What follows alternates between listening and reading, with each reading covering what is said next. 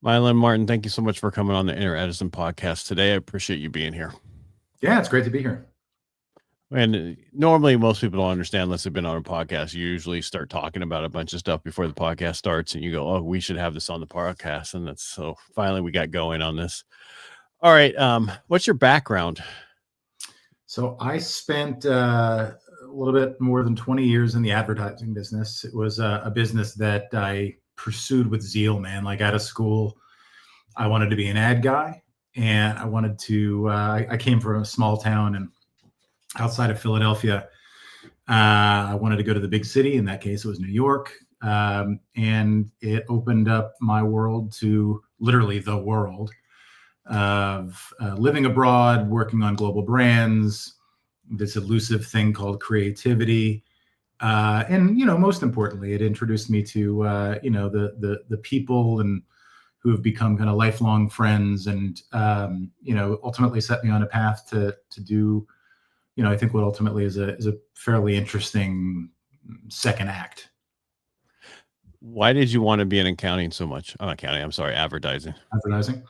It was just, it's that typical happy balance of, yes, it's a commercial endeavor, but it's, it's got a very creative angle to it. It's, if I put it cynically, it's kind of, where people who want to make movies and TV go when, they don't make it all the way to making movies and TV. Was that your plan to do movies and TV? Or no, not many people go, I want to grow up to be in advertising. That's why I'm trying to understand how you got to that train of thought. I don't know, man. Like, I think advertising, it used to be a much sexier business, right? When you think about, when we were kids, there were basically three TV channels. There was a handful of magazines. There was a couple of radio stations, and when you made advertising, your stuff was famous. If you were the people behind Ford ads or Nike ads, or people Apple. knew your work, Apple work, of course, yeah, and it was a way of making an impact on the world. There's a lot of people that go to jobs that anonymously kind of fritter away kind of every day. I always just thought it was cool to be able to kind of go to work, go to the bar after work with friends, look up at the TV and say, hey, that's my spot, or go home for Thanksgiving and, have Aunt Susan ask what you do for a living. And you're like, hey, you know that American Express ad? I did that.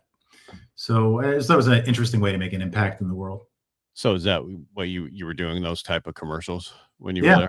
Okay. Yeah. How long did it take you to get into a position where you're doing the commercials and everything else? I mean, I don't know where you went to school. I don't know your background on that part, but usually, did it take a few years to break into that? How did that work for you? It's a little different, so I think, when I got to New York, I got hired at a place called Ogilvy and Mather, which at the time, and still largely to this day is, one of the most prominent agencies in the world, big global network, founded by a guy called David Ogilvy. And, when you're a young kid, you're doing a lot of the grunt work, which I certainly did. But you're always, tangential or adjacent to the work. You're at the shoot, you're running around making sure that clients are happy, or props are on set, or whatever those things are.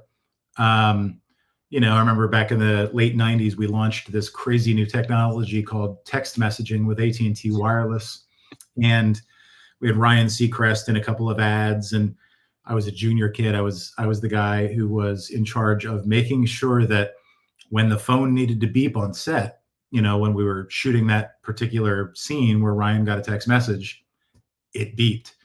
And so it's a lot of that really, grunt work. And ultimately you work your way up into kind of more of that kind of strategic place of, all right, well, what does this ad that we're about to create need to say, do, accomplish?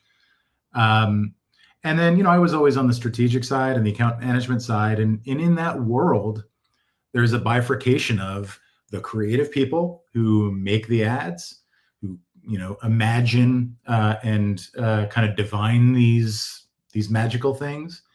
And then there's everybody else. And I bought into that construct that I was not a creative person. I was a business person. I was a strategy person.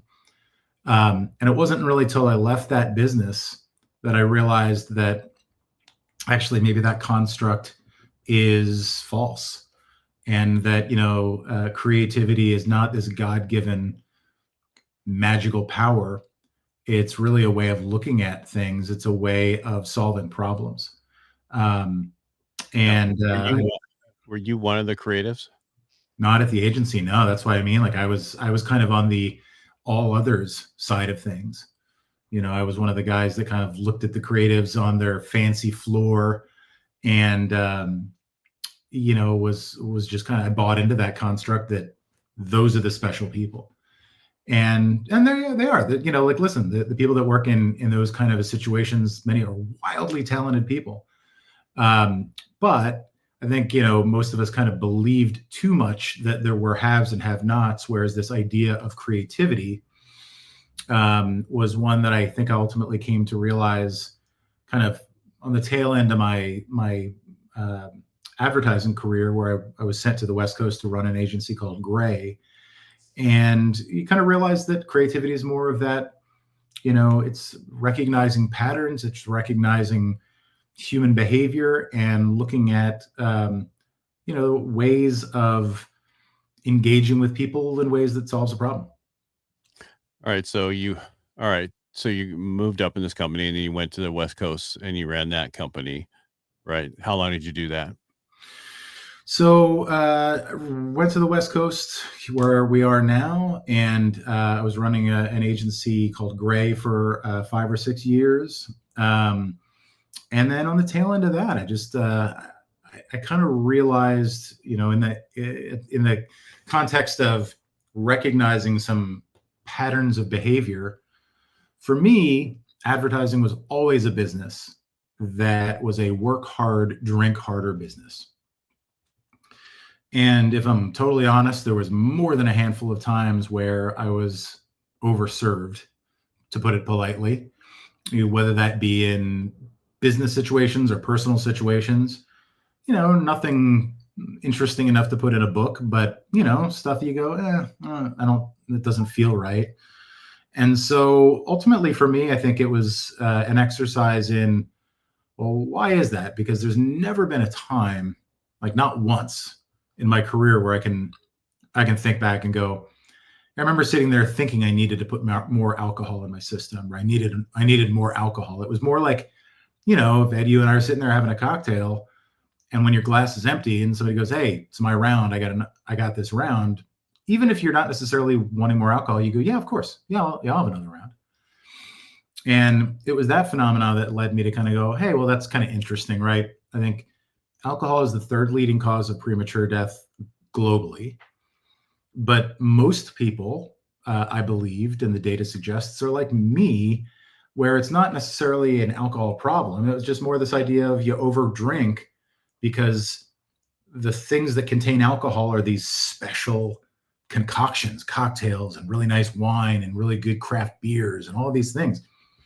And so for me, it was just kind of, creativity starts with a blank piece of paper and a question. And in that case, it was the question of like, well, what if alcohol didn't have to be kind of that star player, or the quarterback of the team? I mean, I'm not anti-alcohol.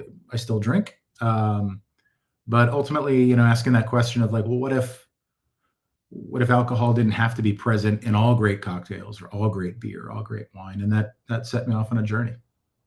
And is that, so you're on the West Coast. Where are you in the West Coast? We're just north of San Francisco in Marin County. Okay. I'm in Modesto. Oh, you are? Right on. Yeah. So yeah. It's just cheaper over here than over where you are. So I assume the company, the Free Spirits Company, is what you created out of this journey of trying to figure out what's, I don't want to say what's next, but what you were trying to figure. For sure. I think at the time, I think I thought I was more clever than I was, because I came up with this idea of alcohol-free spirits.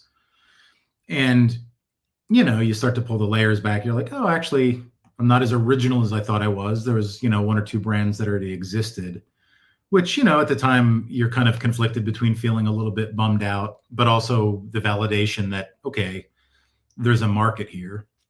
And, in 2019, it was really early. So I got to tell you, man, like the amount of people that looked at me like I had three heads, like, what is the point of non-alcoholic tequila? And early days were hard. You got a lot of people looking at you like you were crazy.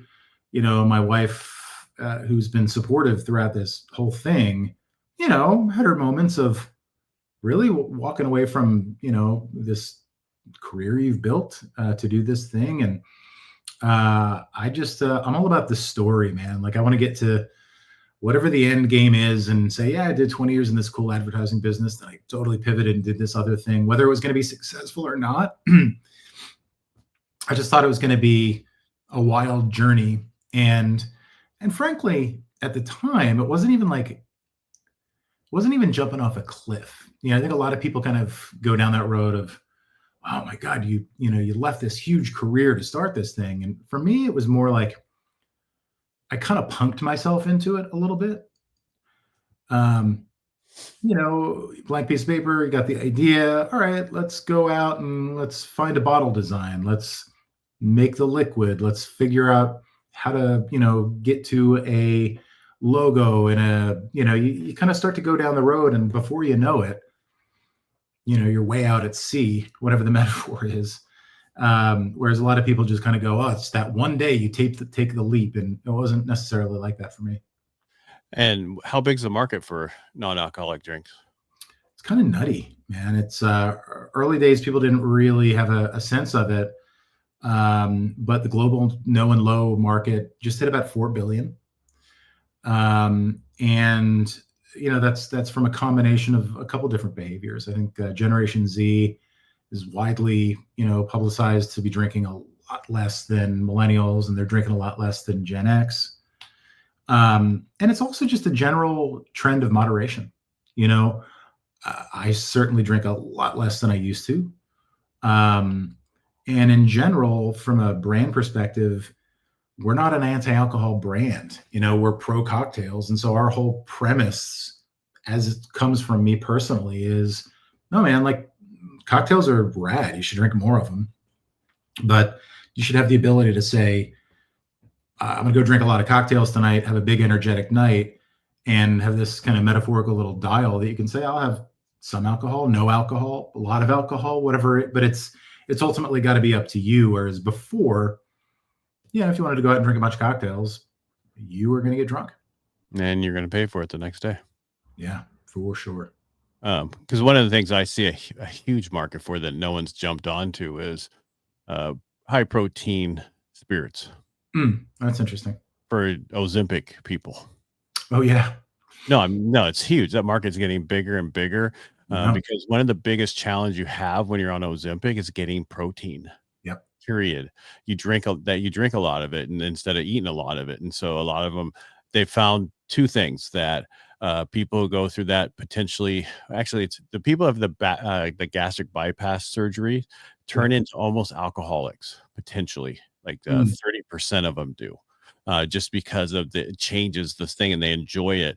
So my thought was, okay, well, if you're going to include protein in some type of spirit and also non-alcoholic spirit that tastes good, that would make a huge market, because the Ozempic market is going to keep going through the roof and get bigger and bigger as it comes back to find out as the new pills come out, all the other stuff comes out, but no one's jumped on that market.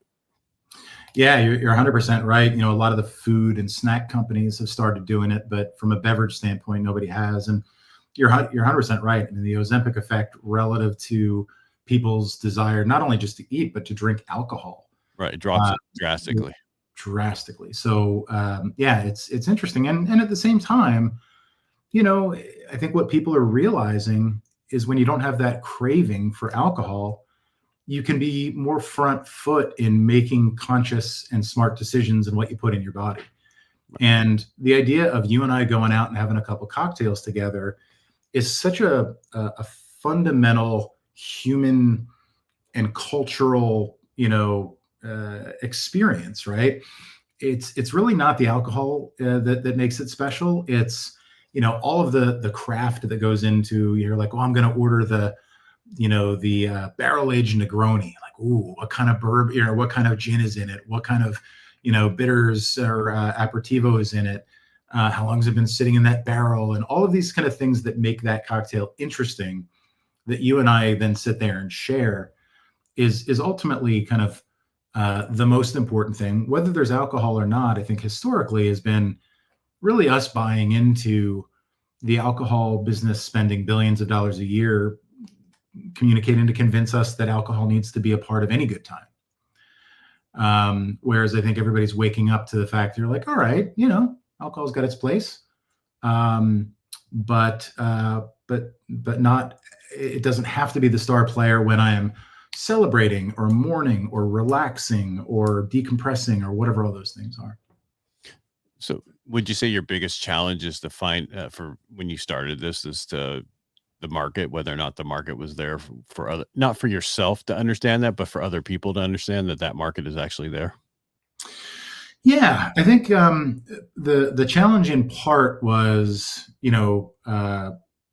proving to investors that this is a thing, and that there is a more than a short-term trend towards moderation and sobriety, and there's some generational changes that people are drinking differently. Really fortunate to have a great base of kind of initial investors.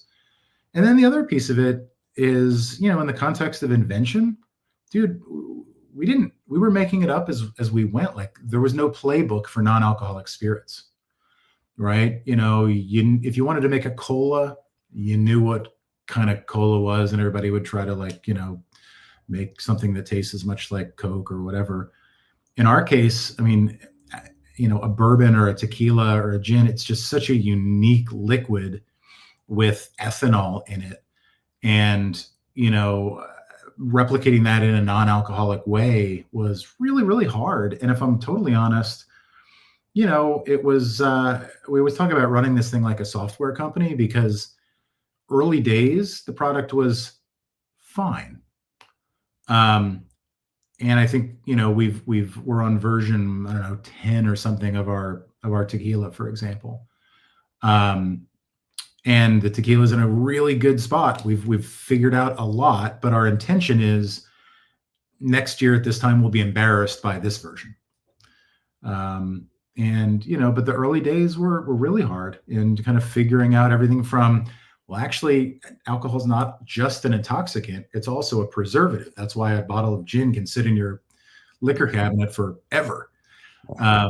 Without that, what do you do?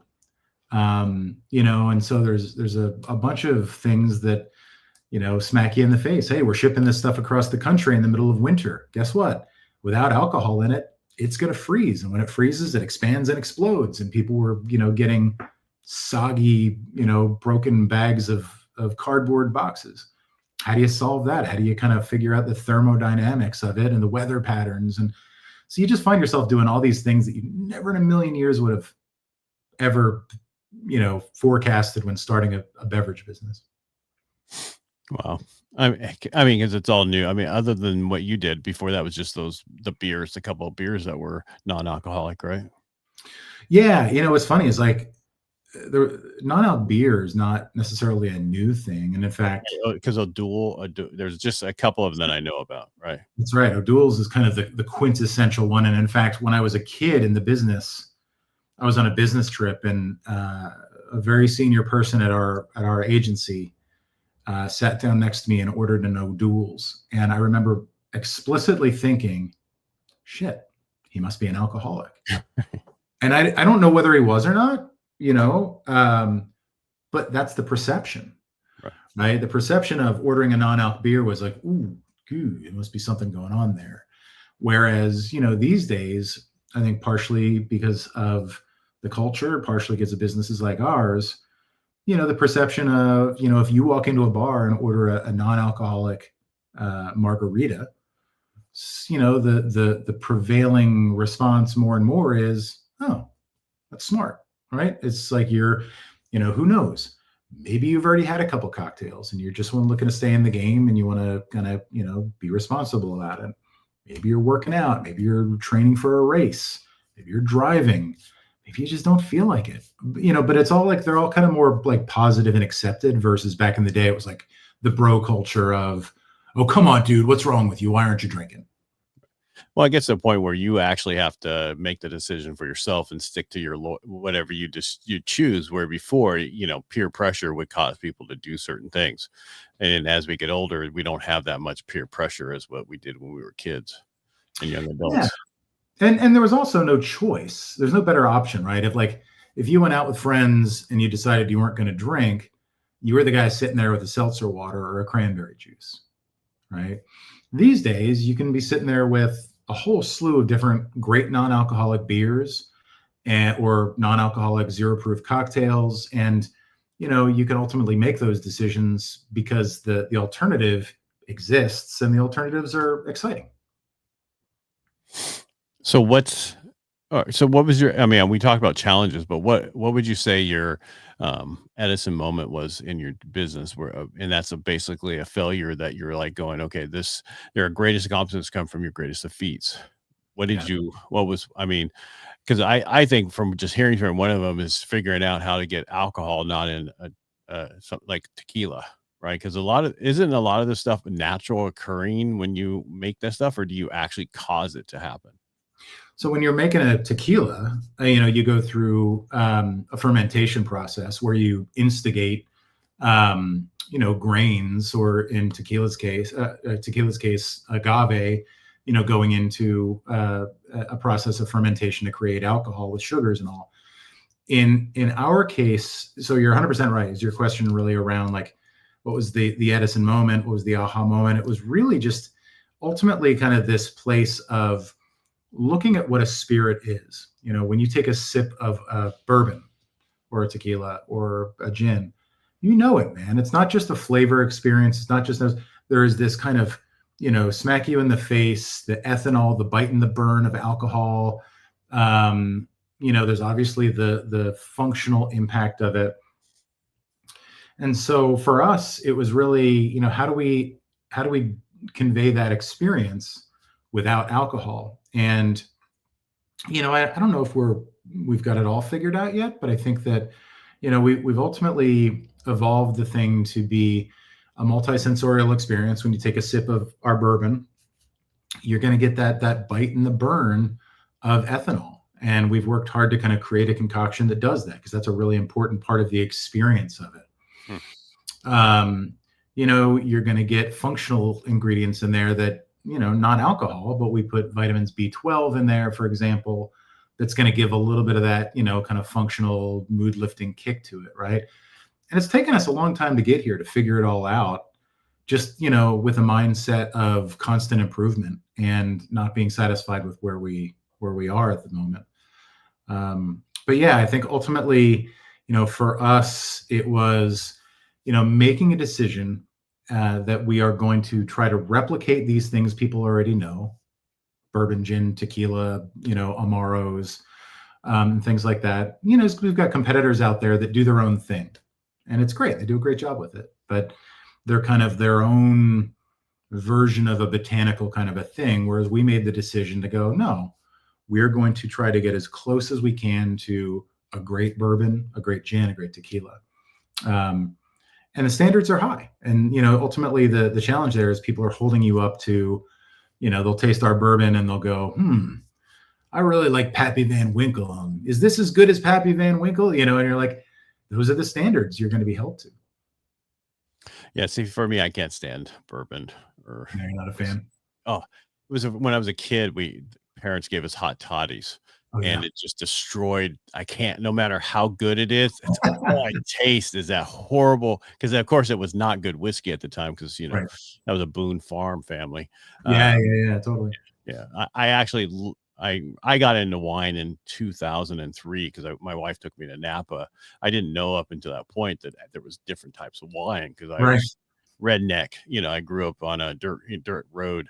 So, so a lot of stuff. My dad died of hairy cell leukemia was a kid. So I was dirt road poor afterwards. And so I went in the Navy and got my degrees and all that stuff. But Wow. I never tried that stuff because that was just not something the only one I knew about was box wine and jug wine. And that's Right. not something that tastes good to Yeah. me.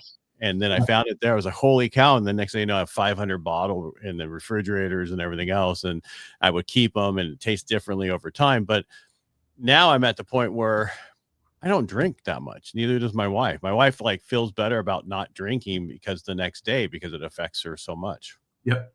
Yeah. I mean, these days you can have a glass of wine or two and sleep like hell and you feel like, terrible the next day. And yeah, I think it's as you get older too, it becomes more and more across everything, not just drinking, but it's more of a quality over quantity thing, whereas I think in your early days, you're just, it's all about quantity of just soaking in the world and drinking as much as you can and eating and going and doing. These days, you're like, yeah, if I'm going to have a drink, it's going to be a really good drink, Yeah. And for me, like if I have a margarita, I want it with mezcal. I like the smokiness of Yeah. and if I had an old fashioned, it would have mezcal in it instead of instead of bourbon or whatever else they put in there. I just like that better than the other. It's just a nice smoky taste. So again, then you'd run into trying to find that how to get that same type of taste with mezcal if you guys come up with your own mezcal, right? Yeah, in fact, our tequila is a reposado style tequila, and so it's got a bit of that smokiness, from the barrel aging.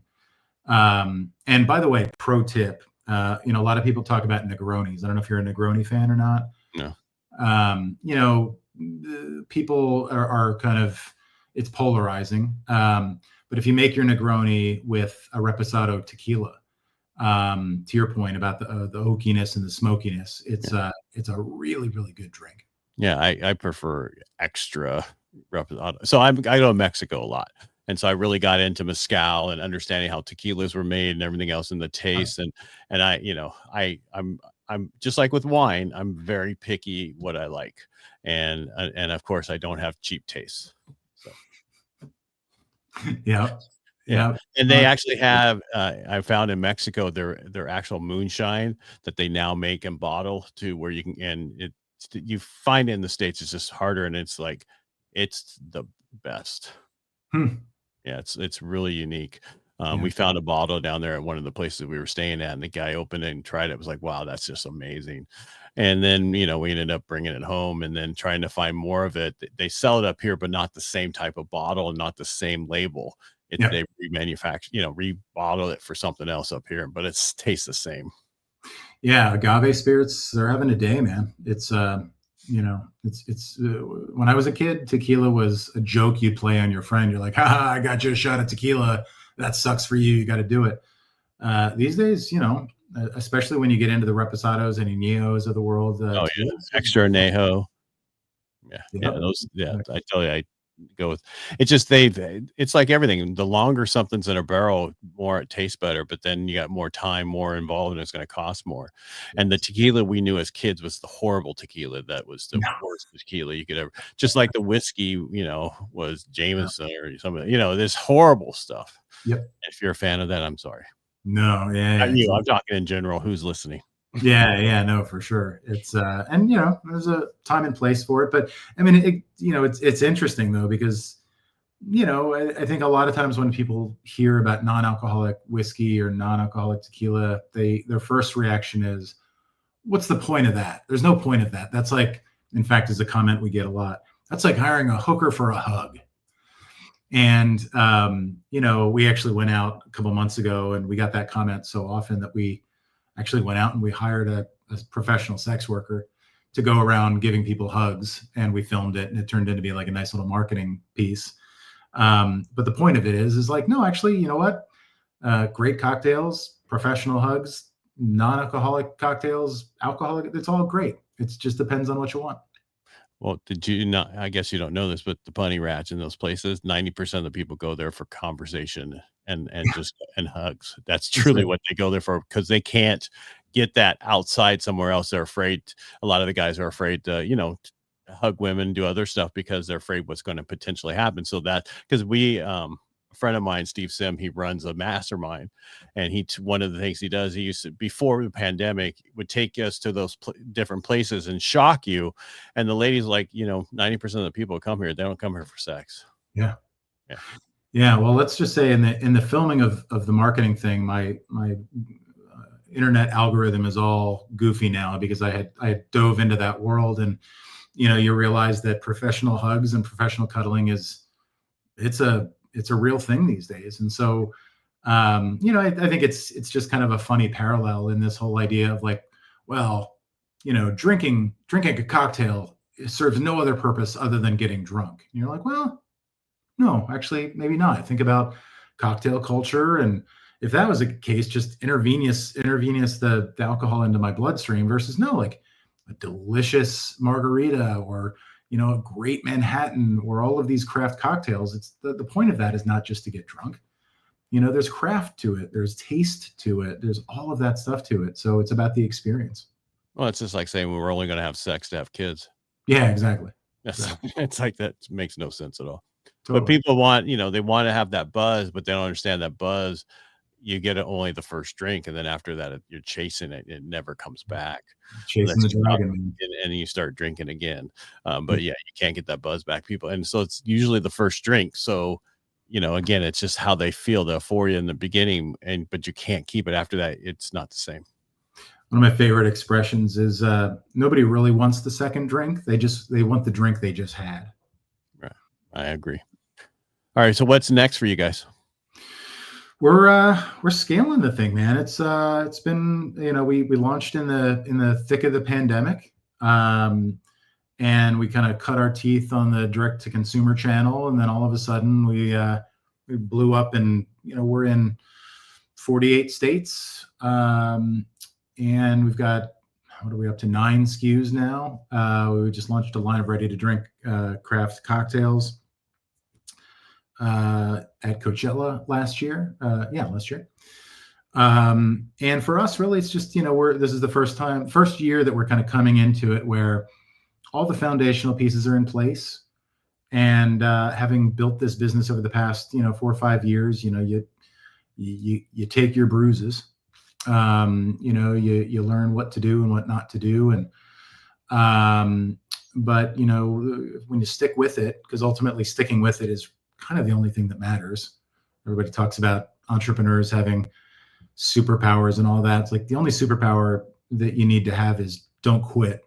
And, if you've got a good idea and you got a good business, good category, as long as you stay in it, your chances are a lot higher. And so for us, we did, and we're now at a place where we're scaling it, man. And so we're looking to continue to double the business year over year. Looking to expand, outside the US this year for the first time, or actually first time outside of North America, I should say, because we're in Canada right now. And, we're just kind of looking at those partnerships that are those, how do you go from X to 2X to, 4 and 6 and 8 and beyond, Do you guys have a tasting room? We don't. Because you said where you're at. I don't know exactly, but I'm used to tasting. Just people having tasting rooms for alcohol and different wines and other stuff. Yeah.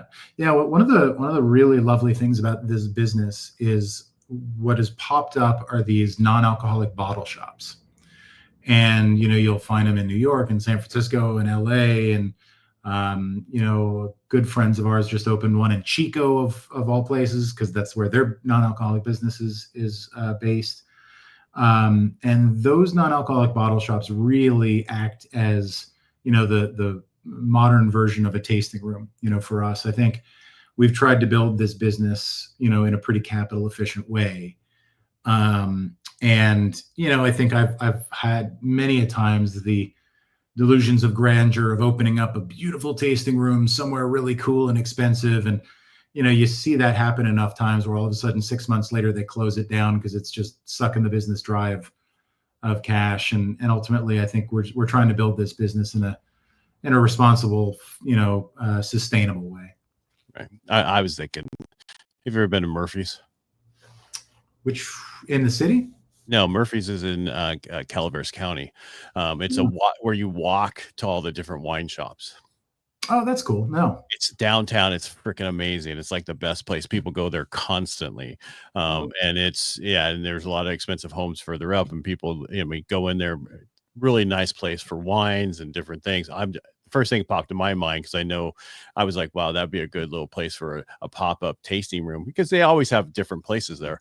yeah. But to try, because they probably get, during the summer up until probably June, because it gets really hot up there. But I Mm. mean, from April through June, it's a decent time, and from September through October, it's a beautiful time up there. I'll have Uh, to go check that out. I wasn't familiar. That's crazy. Yeah, yeah, I love. you walk in between every little winery and tasting room right there on the main street in Murphy's. Oh, right on. Love Yeah, that. because Napa used to have that nice old feel back in the day, 30 years ago or whatever. That's Yep. how they are. It's and then that type of feel. So, Right on. but you don't have to drive in between every place. Yeah, It's all that's yeah. right there. Yeah, that's the biggest thing. They That's all the have thing where wineries elsewhere, but they have their tasting rooms downtown. oh, that's cool. Love that. Yeah, I'll check that out for sure. And that's where they have Ironstone. You ever heard of Ironstone Yeah, Vineyard? yeah, yeah. Yep. They have that's there too. That's their huge, and then they have that outdoor amphitheater and stuff there too. Oh, there's nothing better than like a summertime concert at a winery. There's Yeah, something really chill about it. and they have that at that place constantly during right before the summer, before it gets too warm. Oh, that's cool. Love that. All right. Well, it's nice having you on the show today. Is there Nice. anything else? So do people find you at the freespiritscompany.com, or how do they find you? We're at drinkfreespirits.com. And then, nationally, we're at Total Wine and More, wherever they are. We're at Bevmo's in California. We're at Binny's in Illinois. We're at Safeways and Albertsons and a bunch of Walmarts and all that. But yeah, if you go to drinkfreespirits.com, there's a product locator. You can find us there, or you can buy us online. And you said you have 9 different SKUs. Yeah, we've got 5 spirits. So we've got bourbon, gin, tequila, our Milano, which is our bittersweet Italian aperitivo, and we have an Italian vermouth, sweet vermouth, and then we've got 4 ready-to-drink cocktails. We've got a margarita, a Kentucky Mule, a Negroni, and ultimate, and then the last, which is one of my favorites, is our espresso old fashioned. Wow. Well, I'll have to check that stuff out, especially the margarita, because that's my favorite thing. Well, send me with your address. I'll send you some, man. Oh, I'll do it afterwards. I want everybody else to know my address. Start that's sending me fan that's mail. what I was implying. Yeah, for sure. I know, I'm just messing with you. Thank you so much for being on the show today. I really appreciate it. Thank you so much. Thanks for having me, man. It was fun. It's a pleasure.